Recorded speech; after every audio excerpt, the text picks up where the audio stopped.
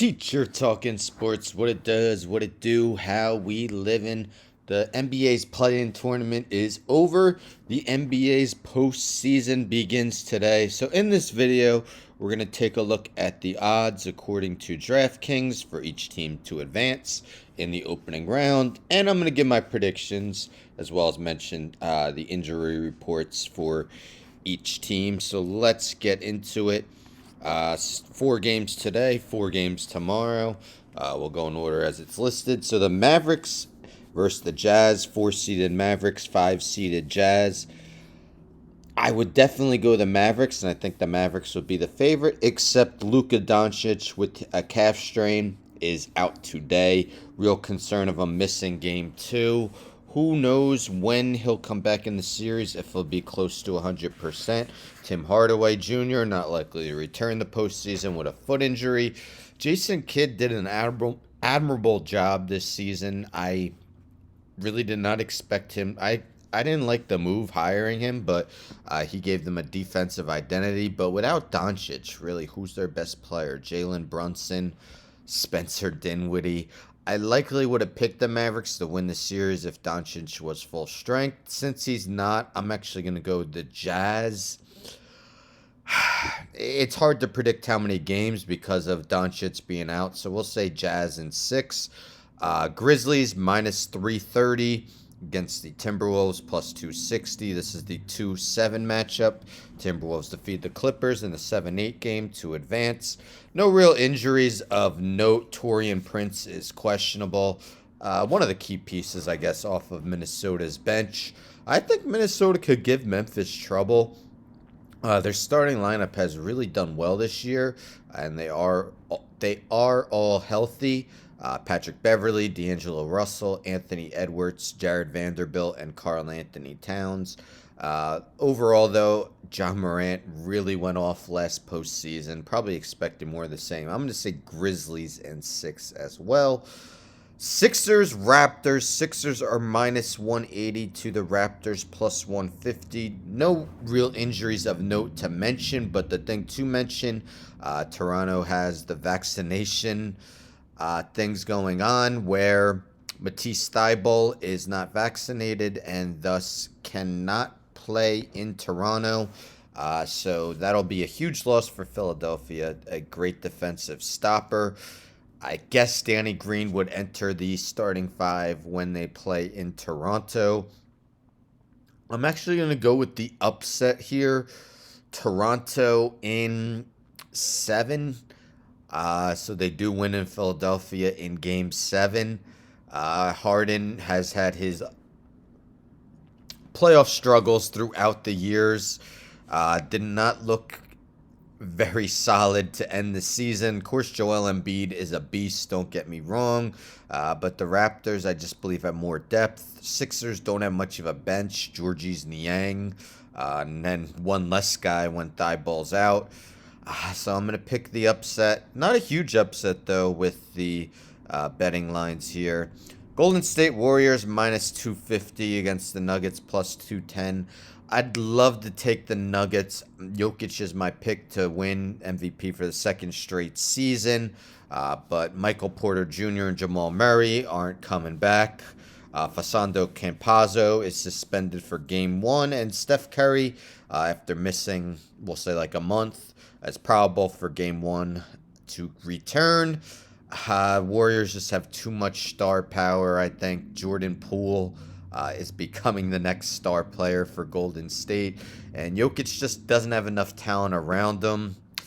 I'm going to say Warriors in 5. That's a tough one, though, to say that big a blowout 4-1. But next, we got the Heat and the Hawks. Heat are minus 370. The Hawks plus 300. John Collins missed the 2 playing games, finger and foot ailments. Not really sure if he's coming back for Game 1.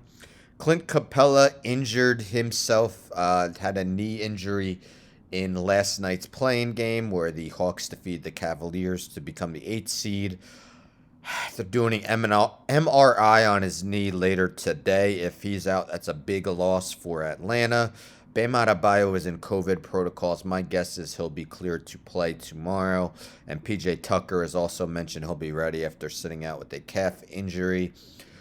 Trey Young, of course, can go off. It probably help them steal a game. I'll go Heat in 5. Nets Celtics, the closest series according to DraftKings.